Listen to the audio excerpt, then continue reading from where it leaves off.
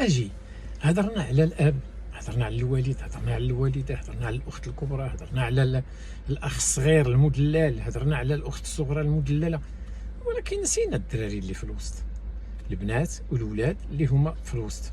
في الغالب كتلصق لهم التكيه ديال انهم هما المنسيين وهما المظلومين وهما اللي ما دايها فيهم حد، ما بين الاخ الكبير ولا الاخت الكبيره اللي تيكون مسؤول تحمل المسؤوليه، مزير بقوتاش ديال الحساب، كيتحاسب على الشاده والفاده، كيقوم بزاف ديال الواجبات، وما بين الاخت والاخ الصغار اللي تيكونوا مفشين ومدللين وكيتغفر لهم اي ذنب كيف ما بغى يكون.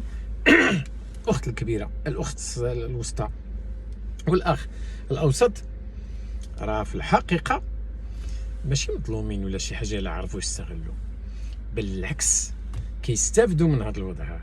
هما كيتعلموا الانتظار بعدا.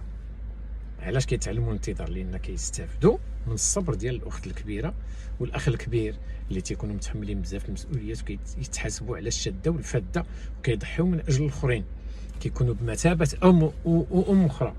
ثم من جهه اخرى كيتعلموا الصبر، مع داك الصبر كيتعلموا الدبلوماسيه، فهما كيشوفوا كل شيء وكيلاحظوا كل شيء بالسكوتي، وهذا كيخليهم يستافدوا من الاخطاء ديال الاخرين كاملين. هما في الظل ولكن راه هما الضوء اللي كيخلي الظل ديال الاخرين ممكن. كيتعلموا بزاف ديال الحوايج. الاخ الاوسط مثلا ما كيلقاش واجده، هو والاخت الوسطى ما كيلقاوش الطريق مهدا لهم، ما كيلقاوش داك الاهتمام والرعايه الكبيره، لا بالقوه ديال المحاسبه ديال الكبير ولا بالدلال ديال الصغير. هما اللي كيصنعوا مكانتهم من راسهم، كيستافدوا من القدوه ديال الاب ومن الاخ الكبير، كيف كيستافدوا في نفس الوقت من الجرأه والشجاعه والتلاؤم مع العصر ومع الجديد في العصر ديال الصغير.